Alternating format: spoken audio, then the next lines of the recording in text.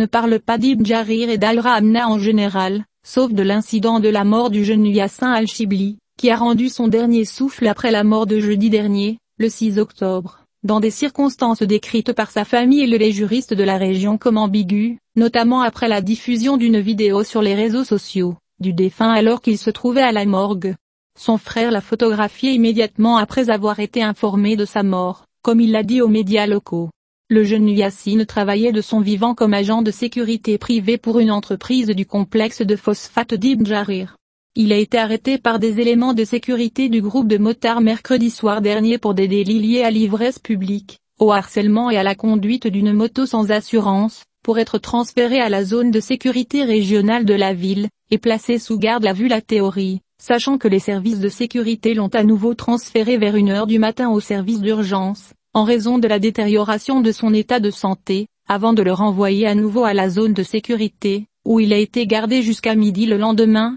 jeudi, et transféré à nouveau aux urgences de l'hôpital. Cependant, cette fois, il était décédé, comme l'ont confirmé les membres de sa famille, ce qui a nécessité le transfert de son corps à la morgue de Marrakech sur instruction du procureur de la République afin de procéder à une autopsie et de déterminer les causes réelles du décès. En revanche, la Direction générale de la Sûreté nationale, dans un communiqué diffusé jeudi soir, évoque le décès d'une personne qui était sous mesure de garde théorique alors qu'elle était transférée à l'hôpital à bord de l'ambulance de la défense civile. Et elle a souligné que le corps du défunt a été déposé à l'hôpital sous autopsie médicale pour déterminer les causes du décès, et que la brigade de police judiciaire a entamé une perquisition sous le contrôle du ministère public pour déterminer les circonstances de cet incident. À propos des séquelles d'ecchymose et demande au directeur général de la Sûreté nationale d'intervenir personnellement, ce qui va modifier le rythme de traitement et d'instruction du dossier. Les premières indications que le dossier d'Yassine est sorti dans le cercle léger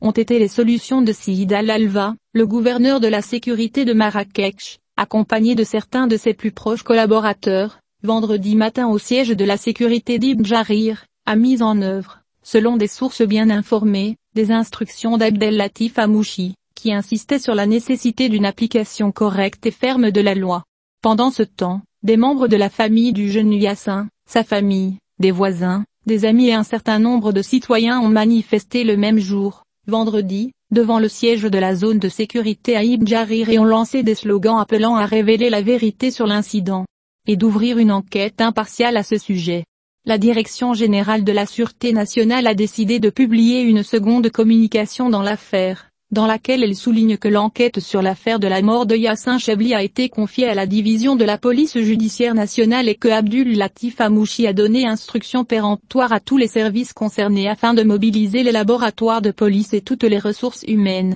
pour soutenir les recherches menées dans ce numéro, afin de clarifier la vérité et d'organiser les responsabilités à sa lumière. Que faire de l'arrivée d'une équipe des recherches de la Brigade nationale de la police judiciaire dans la ville de Benguerir? Celle-ci a immédiatement procédé aux auditions et investigations nécessaires, tandis qu'une commission médicale tripartite a été chargée de procéder à une autopsie sur le cadavre.